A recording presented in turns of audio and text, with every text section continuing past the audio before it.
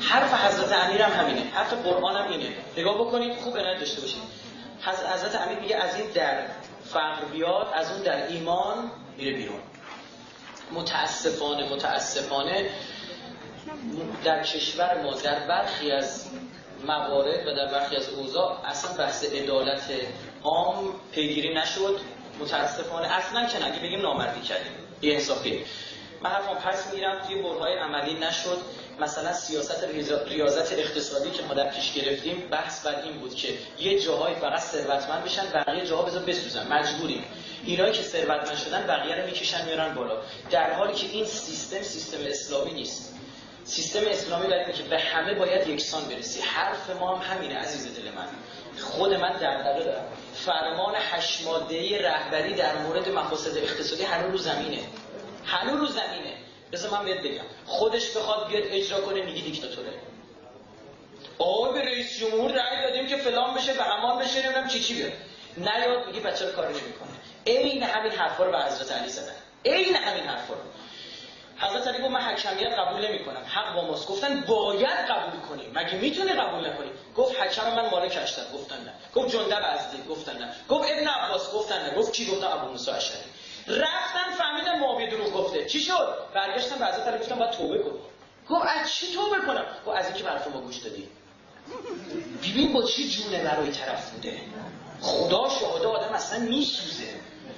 ببینید بحث اینه. نگاه کنید عزیزم، بهتون گفتم توی حکومت ولی معصوم یک طرف نبند آقایون، به خاطر که شاید یه سری از سوالاتم فیلم و عکس بخوام مجبورشم نشون بدم.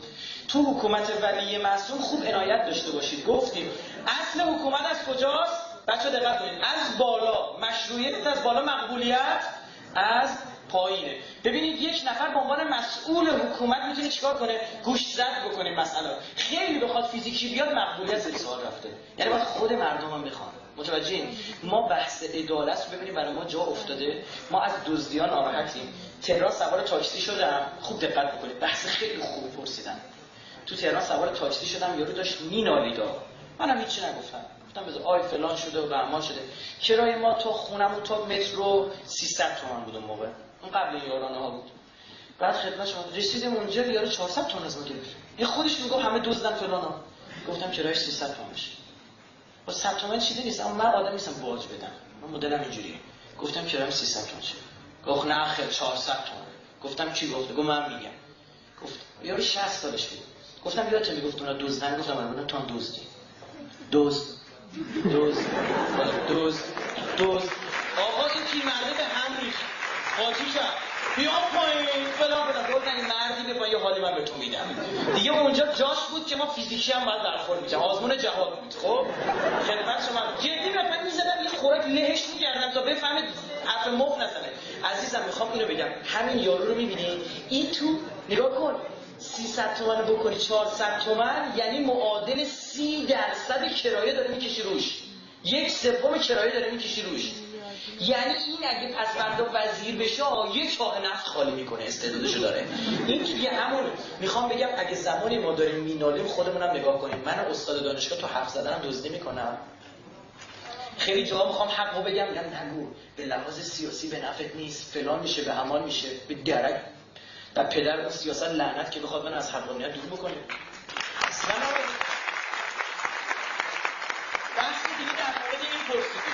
بله آقا، بله ما باید کار کنیم عزیز دل من. تا موقعی که این بعضی از این آقازاده ها دارن میچاپن عمره نشه. ببین برادر من و منابع اقتصادی محدوده. میدونی یعنی چی؟ یعنی 100 میلیون پوله مثلا بعد برسه به 70 میلیون. مثال میزنم، یکی 10 میلیون برداره، خب معلومه به یکی دیگه نمیرسه. اینا باید کار بشه عزیزم. کی باید کار کنه؟ من تو. باید اینقدر بتونیم کار بکنیم، فشار بیاریم، رسانه‌ای بکنیم که اینا رو آقا طرف بدبخت آفتاب دزده میارنش تو تلویزیون، این آفتاب دزدیده است، بررسی کنیم این احتمالاً فرزند طلاق بوده است. میشینن 3 تا میاره میز میذاره این فرزند طلاق بوده، آفتاب دزدیده. بابا یارو سایت مشرق نیوز رو خوندم مخم دود کشید. بزرگترین بدهکار اقتصادی به سیستم بانکی ما داره راست میچرخه. با چقدر بدهکاری؟ 1000 میلیارد تومان. هزار میلیارد تومان یعنی میشه، میدونی یعنی چی؟ یعنی میشه به 1000 نفر 1 میلیارد تومان پول داد. 1 میلیارد تومان. نه به 10,000 نفر 100 میلیون پول داد.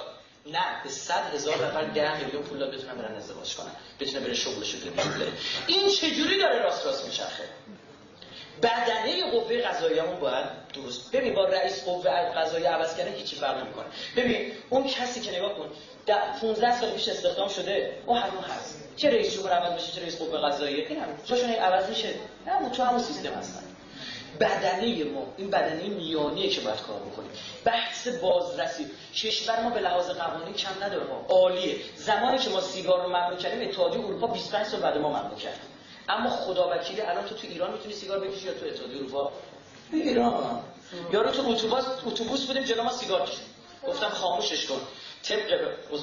طبق قوانین زیر جای مسقف سیگار کشیدن ممنوعه. بابا پلیسا پیاده‌اش کردن. گفتم این یارو داره سیگار میشه. پلیسا آوردشو گفت سیگار میشه، گفت آره. پرو گفت آره. یه بو هم کردید بو سیگار میشه. بعد خدمت شما عرض میکنم که به ما گفت خب حل شکایتنامه تو بنویس. گفتم خوش. نوشتم و گفت خب برن دیگه. گفتم کجا برن؟ گفت شما باید اینجا وایسید.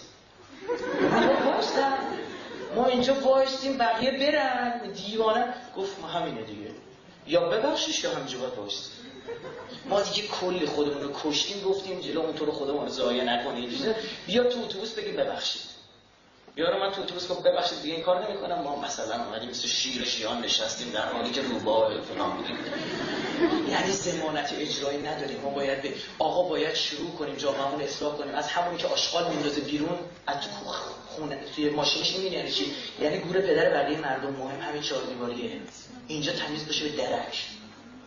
متوجه شدی؟ از همون باید شروع کنیم. ما امر به معروف کردن از همون باید شروع کنیم و تواصوا بالحق. سوره عصر میگه اگه امام زمان میخواد بیاد بریم کارو کنیم. تواصوا بالحق و تواصوا بالصبر.